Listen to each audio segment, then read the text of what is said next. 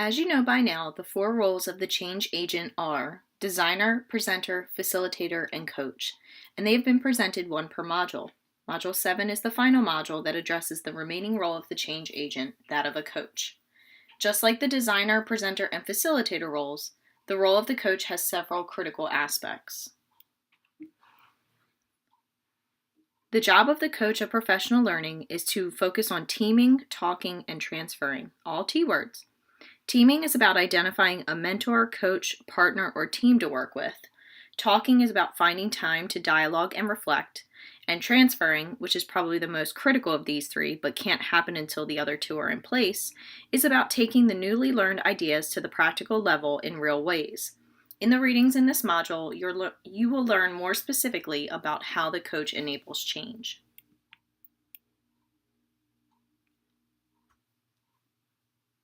A key idea in this module is the 7 strategies that enable transfer from the staff room, or wherever the professional learning occurs, to the classroom.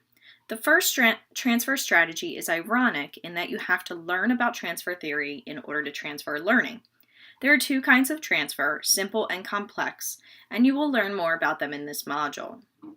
The next strategy is about setting expectations. That's to say that you, as the leader of professional learning, have to specifically articulate in some way what you want participants to walk away with.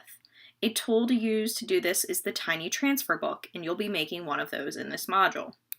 The third transfer strategy is to model with authentic artifacts, either student artifacts like writing samples or portfolios, or even teaching artifacts that show how other teachers have used what you are teaching in their own classrooms. You should also be modeling or demonstrating the skills or concepts you are teaching. For example, if you're going to lead a professional learning session about plickers, you should model how to use them during the session.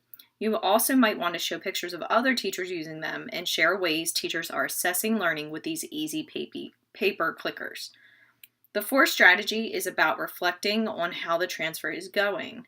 Are your learners just copying exactly what is being learned, or are they tailoring it to fit their needs or innovating and inventing a new application for it?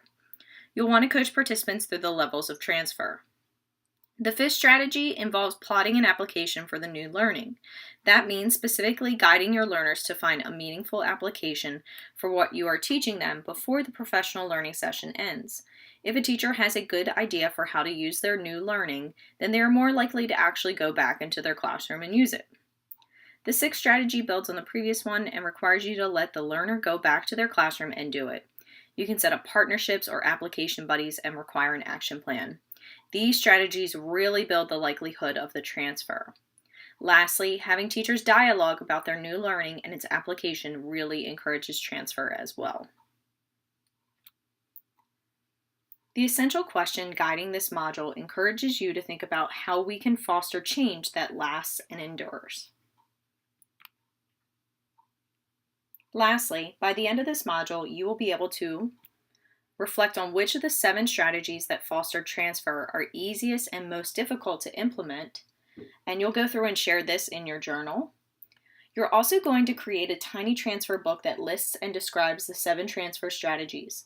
You'll be creating and sharing your own tiny transfer book about these strategies, so that way you'll know how to do this in the future and walk other people through this process in your own professional development sessions.